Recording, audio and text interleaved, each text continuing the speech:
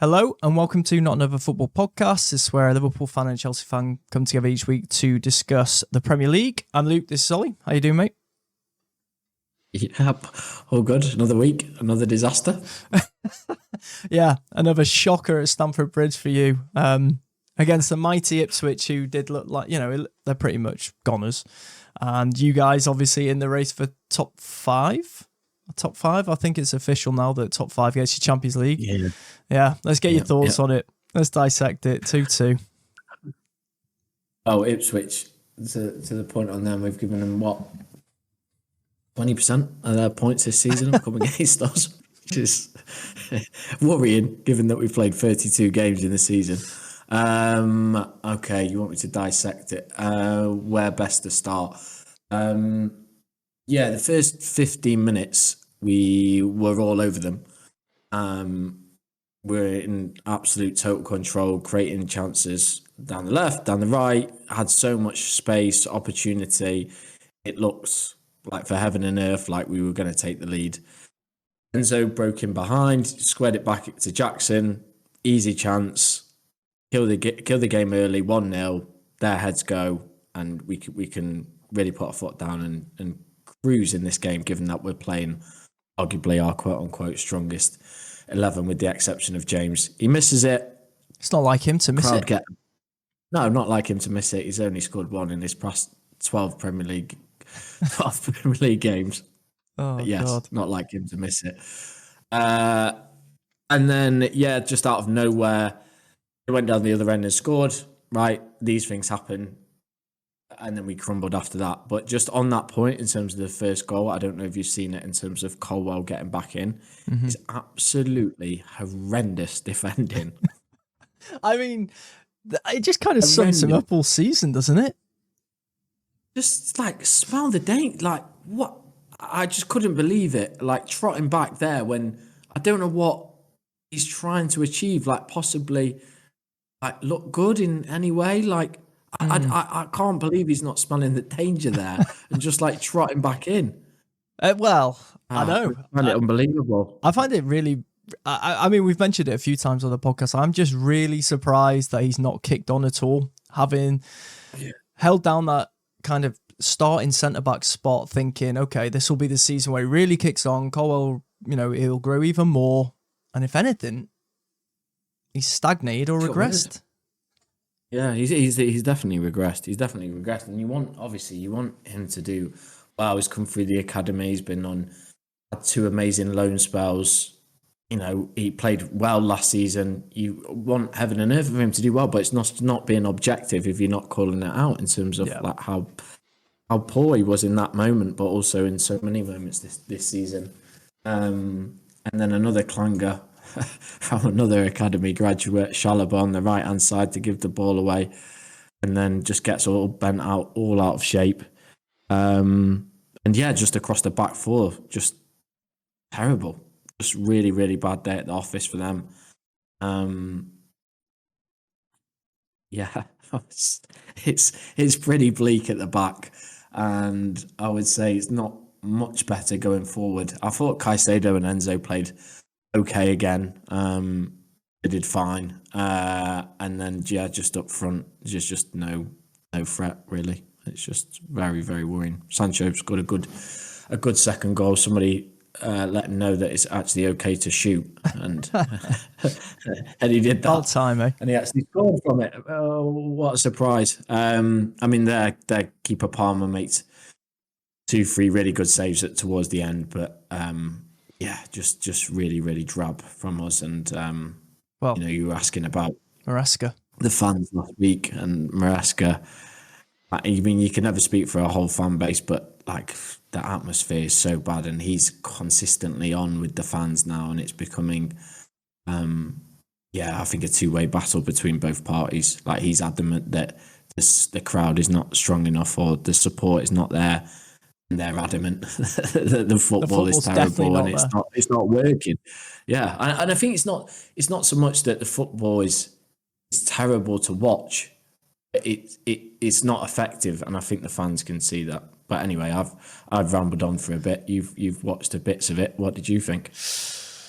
Yeah, I actually thought it was classic Chelsea, really. You know, a game you should be winning on paper, of course, with the talent you have at your disposal, but just so lackluster. Defensively, pretty shambolic in the chances that you gave up, and obviously that they capitalised on, and giving yourself a mountain to climb once again. And giving yourself to a mountain to climb when you've proven this season that, you know, your attacking threat has also been lacking. Obviously, you're kind of in the midst of this now, where it doesn't feel like you are going to actually go and blow away teams, and then to obviously put yourself 2-0 down and give you just a mountain to climb with that. Everything that could be negative seems to be negative. I didn't actually know Maresca's been calling out the fans a little bit. I think that's a real poor choice. As I know for some reason he can't seem to understand that the game when Chelsea play is very dull, and you actually have to give your fans something to cheer about as well, something to grab onto, get behind. You had Palmer, but even he's obviously fallen off a cliff in terms of his form, so they don't even have that creative spark really that fans can just get behind and be like, okay, at least we got this guy who's doing something that's different from the norm that they're serving up each week, Chelsea. So going after the fans, I think, is a recipe for disaster. I predicted you'd get top 5. I'm a little bit worried, I'm not going to lie. Yeah, it's not looking great. I mean, Forest obviously losing at home to Everton was unexpected, so everyone's still quite close. But not beating Ipswich at home and effectively thrown away 3 points. Well, 2 more points. It's worrying times, mate. I don't think you'll finish outside the top 8 as you predicted, but we will. We've got Fulham next away. Mm-hmm. We've got Everton at home. And Moyes ball against Maresca ball will be. That's going to be one of the dullest watches ever, I think. of all time, yeah. Watch it be a 4-4 now. Yeah, it'll be an absolute classic now. We've got you at home. Might have wrapped up the title by then, maybe. At least you can give us a guard of honour. Yeah, that'll be a laugh. And then we've got Newcastle, United, and Forest all in the last 3 games. I genuinely don't think we'll get more than 5 or 6 points in that running. Yeah, your running's pretty shit. Not gonna lie. Are you? Here's a question though. Are you going to give me a guard of honour on the podcast when we wrap up the Premier League? You just gonna give it a little sign of respect? My God of honour will be retiring on the mic if we finish outside. If we finish 9th and you finish top of the league. Hey, mate, this podcast was going very well at Christmas time. Yeah, too well. Yeah, one of us was going to drop off. Unfortunately, yeah, you've fallen off a cliff. So, oh dear, falling off a cliff. Is Maresca going to get the boot? Is he going to get the boot now? I mean, he's not going to get the boot. No, there's no sign of that. No sign of it. Well, not that I'm on the inside, but from none of the noises are saying that with the sporting directors that they will change tats. And why would they? I mean, they brought in Shields who worked with Maresca last time. Like, they've brought through all players through Shields' system and his scouting network and their scouting network, obviously together. Mm-hmm. Like they are so embedded, tied with him, and he's also got the Club World Cup. So Club World Cup goes on, and then you've got the Premier League season 3 weeks later. They're stuff. They can't change him even if they wanted to. I mean, they can. They can, and they should. But yeah. I don't foresee that at all. Yeah, I mean, if they did decide to fire him, it's going to be such a mess. I completely forgot about the Club World Cup. I'm not going to lie. So, yeah, throw that into the mix. Trying to get a new manager, new squad, because obviously every new manager comes in and wants to make some sort of change. Yeah, probably not the best time to do it. Plus, I mean, You, who's even That's why left in that conference league, mate? You should win it, right? It's still Betis. Betis, yeah. Decent. I mean, the way that we're playing at the moment, I wouldn't bet against Betis. Wouldn't bet against Betis beating us. I think this is the interesting thing with the Maresca conundrum is that was one of the reasons when they were on the fence, split parties between the two of them as to whether, or across the board in terms of the owners, as to whether to keep Pochettino last year. One of the reasons behind it was that they wanted a manager to definitively carry us into the Club World Cup. Right. So they didn't. Pochettino was on a 2-year contract, and therefore there was question marks as to whether he would stay to fulfill that out, or they would extend his contract. So that was one of the deciding factors in terms of why they called it a day at the end of last season. Here's a question: would you have rather now? I know it's hindsight and 2020 vision and all that.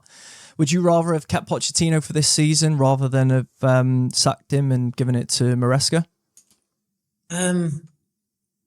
I would stand by what I said before in terms of when you've asked that question, or people have asked me that question before, is that I would have got rid of Pochettino because there was no idea there whatsoever, in terms of a tactical plan, and we did need that, but we've gone so far the other way. It's just been, it's really not worked. So I suppose in hindsight, you could say we would have been better off sticking with Pochettino, yeah, because at least then we would have had a manager that had stayed there for 2 years and more likely to attract the next manager. But yeah, I mean, I had to get rid of him at the end of last season, so I can't speak differently now. In hindsight, it would be unfair.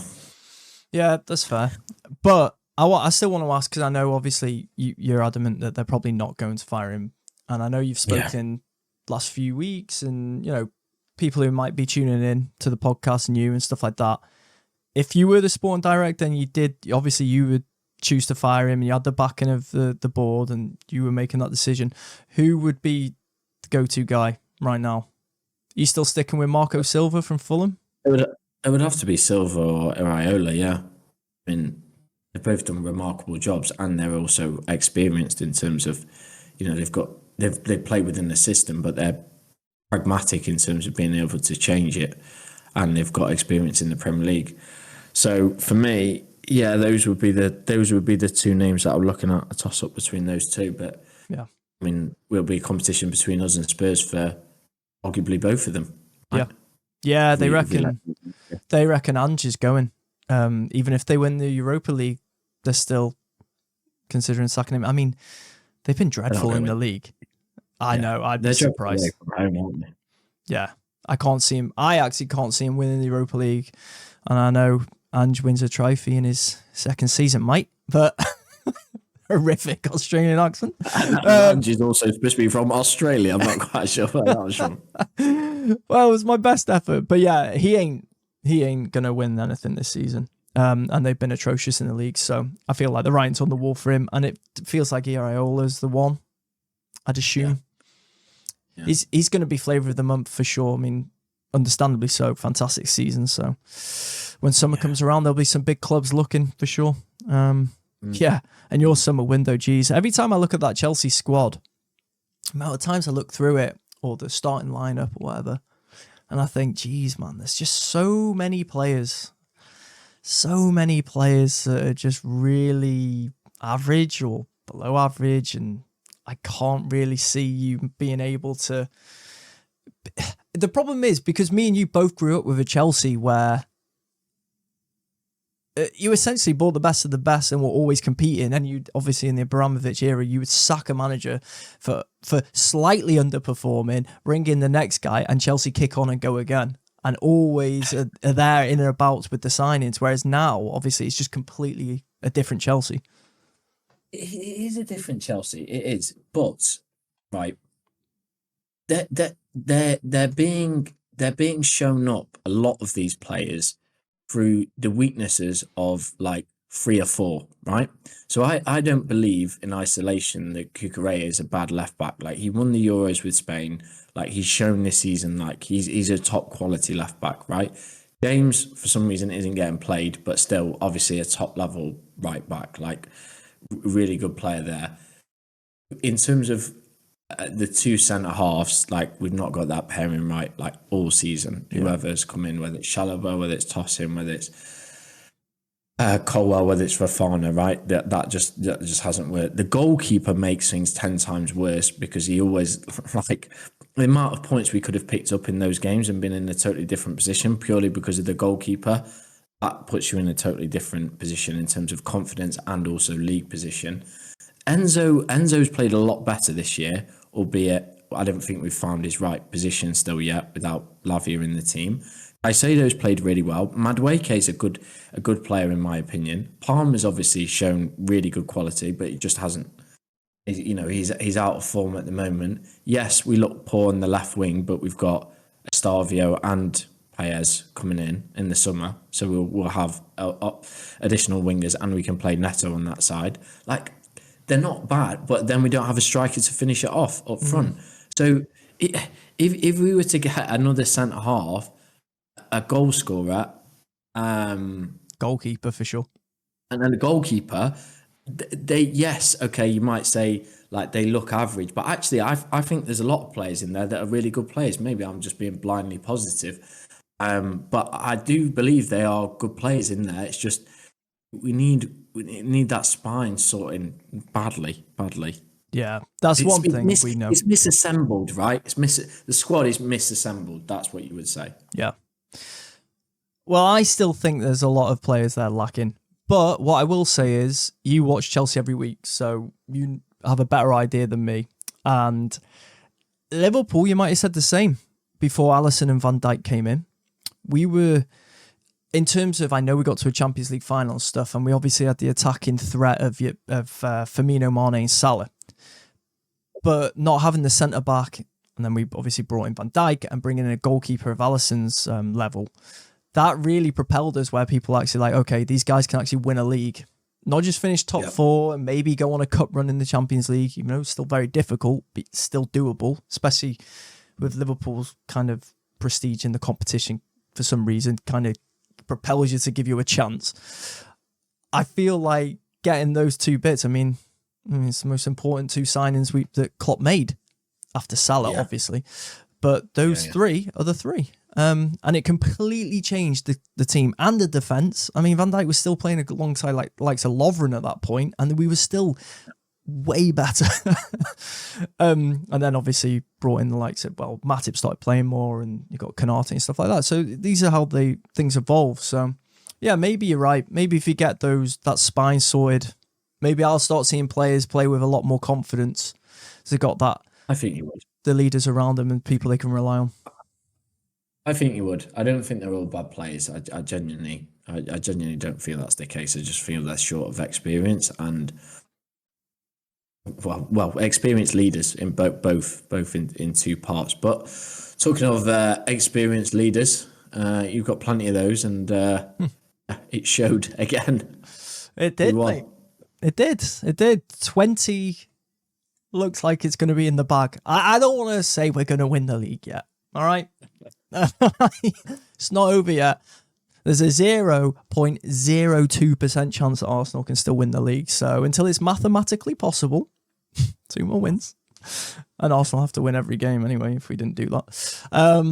But yeah, no, West Ham game, if I'm honest, it was very... Started quite well, got the goal, and then basically from there, we essentially played in cruise control. West Ham didn't really do all that much in the first half. They had a couple of counters, maybe a near moment. I think Alisson did well. But it was kind of going through the motions, it felt like. And then for some reason in the second half, we just decided to sit back and it just invited more pressure on. And West Ham grew a bit of confidence, nothing to really lose.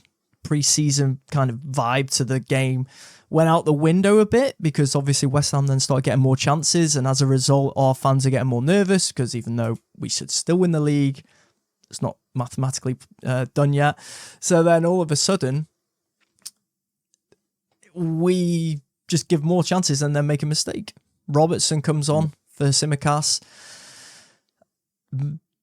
Probably his mistake more so than Van Dijk's. I know he had a go at Van Dijk But Yeah, he shouted more to make it look like it was his mistake. We've all been there, mate. We've all done that trick before. yeah, trying to get away with it. And I think Verge definitely seen his arse with him because he just ignored him for the majority of the game, even after he scored. So, and then again, just it's classic football, isn't it, really? You concede a goal, and then all of a sudden, you think, oh, we need to get back on the front foot and get a goal. And that's exactly what we did. And yeah, Big Verge stepped up, delivered. Nice. What a man. Yeah, nice comfortable win. Finally, Graham Potter's been defeated at Anfield. Why is he undefeated there? Yeah, it was like in his last 4 games, he hadn't lost. That's a strange little record, isn't it? It is, but now it's over, thankfully. So yeah, you know, happy obviously at this point. It's just get the win, and yeah, Arsenal help a lot. I mean, the fact that they have helped you out a little bit, haven't they? They have. Yeah, I know we're in a season now that's more normal than under a Pep and Klopp season, like I said last week. But Arsenal last 2 games had a chance to put pressure on us. And let's be honest, you don't know how we would cope with the pressure. You know what stadiums get like, and the feeling around the crowd can actually feed onto the pitch. So imagine if Arsenal would have beat Everton. We obviously lost to Fulham, and then Arsenal beat Brentford, and we go 1-1 in the 85th minute with West Ham. Yeah. Completely different mindset in that stadium. Everyone then starts thinking, oh my God, we're actually going to blow this. I can't believe, even though we probably still wouldn't, that doubt can creep in. Whereas Arsenal draw at home to Brentford, make life easy for us. And Mikel Arteta said over his dead body, but unfortunately, since that saying, their team has not put up much of a fight in the league. So yeah, you know, they helped us out. However, I am worried that they're going to win the Champions League. So yeah. Well, we're all very, very, very, very, very, very worried about that. But that's for another episode entirely. Maybe we'll be celebrating a Real Madrid classic come next week's podcast. Maybe. I mean, if any team can do it, it's Madrid, isn't it, really? That's true. Get an early goal, they'll get a couple of dodgy decisions, I'm sure, that can possibly help them along the way. Yeah. But yeah, Mo Salah as well, record breaker. Oh, sorry, go ahead. Yeah, Mo Salah. Mo Salah, Van Dijk in the bag. Yeah, Mo Salah obviously signed his new deal. Knew that was going to happen. As in, like, when we spoke about it, it felt those were the 2 that would get done. Obviously, the longer it goes, you start seeing some murmurings, but there was never really any momentum in terms of other clubs being linked with them. Do you know what I mean? There was never like that, oh my God, like for some reason, Bayern Munich, it's just every week Bayern Munich are linked with Van Dijk. You just never really got that. It was just going through the motions of like, we think we'll get it done. And apparently it was... Liverpool, according to some journalists, use it to their advantage in the terms of Mo Salah ended up signing for the same money, so it didn't break our financial structure. Whereas if we would have signed him earlier on in the season, I mean, this is still a massive gamble though. If we'd have signed him to a contract earlier on in the season, we'd have got a bumper pay rise. Now, what sort of figure that is, I don't know. But they managed to use the loyalty against him in a way. But I mean, you are dicing a little bit with that, leaving Van Dijk and Salah till the very end. But it was a risk that paid off. And obviously Van Dijk, they reckon, is going to be signed on Friday. Announced. They reckon he's already signed it, but they reckon it'll be announced on Friday. They reckon 2 years. Yeah. 2 years. They reckon Salah's got an optional 1 as well.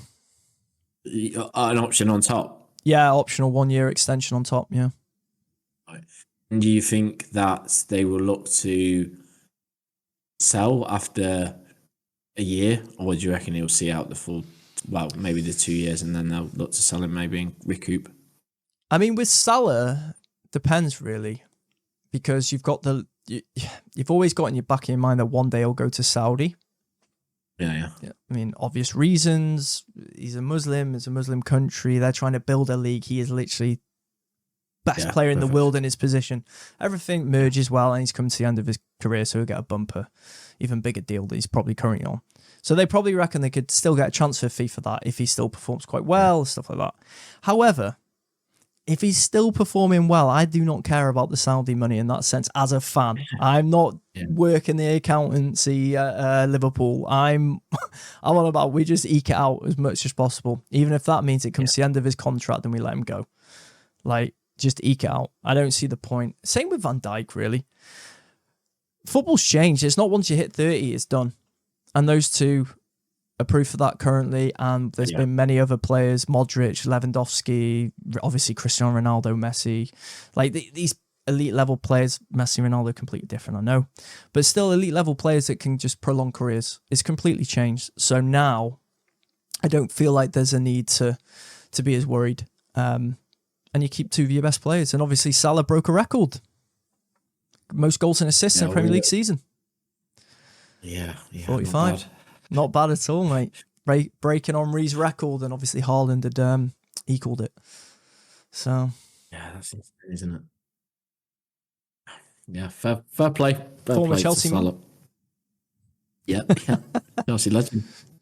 Another Chelsea legend who has ripped up his contract is KDB. Maybe a move to Liverpool. Hey, he's a Liverpool fan as a kid. Come back. Yeah. Well, ex-Chelsea. Come back.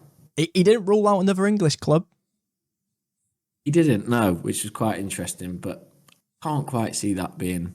I don't know who would. Any of us. I don't know who would actually offer to sign him. Arsenal like a good City cast-off, don't they? They do, to be fair. The Arteta as well, linked. Yeah. Yeah, because really, we don't need him, and he's older. He's still going to be on a decent contract. You don't really look like the type who'd ever sign that kind of player. No. Then it's literally what Arsenal. Like you said, that's probably the only one really who would make kind of sense. Yeah, you can't foresee him going anywhere outside of them. No way. No. I'd be very surprised. And to be honest, is there any point in ruining a legacy? I don't know if City fans would be as arsed if he went to Arsenal, let's be honest. But is there any point at this point? No. He's won everything he can in the Premier League anyway. Yeah. Yeah. I don't foresee that. Is there anybody that you would like to see more of? Obviously, in a couple of games' time, you'll have it wrapped mathematically. Mm-hmm. Anybody that you spoke about that you want to see more of off the bench to try and give a chance to next season or make a decision on? Obviously, you've got Chiesa, Elliott, Kelleher, Konsa. Yeah. Kelleher definitely going. More.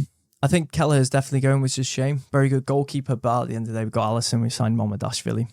So, yeah, I think the writing's on the wall. In terms of Elliott, I really like Elliott. What?